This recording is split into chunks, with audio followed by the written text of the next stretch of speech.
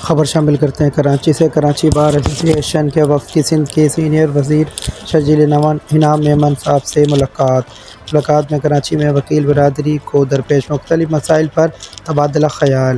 بار رہنماؤں نے سینئر وزیر شرجیل انعام میمن کو وکلاء کو آمد و رفت سمیت درپیش دیگر چیلنج سے آگاہ کیا۔ سندھ حکومت کی جانب سے شہر میں وکلاء کو سفری سہولیات فراہم کرنے کا اعلان۔ وکلاء کی سہولت کے لیے کبوتر چوک سے تا سٹی کورٹ تک شٹل سروس شروع کی جائے گی۔ جمہوریت اور قانون کی حکمرانوں میں کراچی بار ایسوسی ایشن کی خدمات انمول ہیں اور انہیں فراموش نہیں کیا جا سکتا۔ وکلاء کے لیے پیپلز پارٹی کے اقدامات شہید بھٹو اور شہید بیوی کی بصیرت انگیز قیادت سے ہم آہنگ ہیں۔ شہید بھٹو جمہوریت اصولوں کے تحفظ اور سب کے لیے انصاف کو یقینی بنانے میں وکلاء کے اہم کردار پر یقین رکھتے تھے۔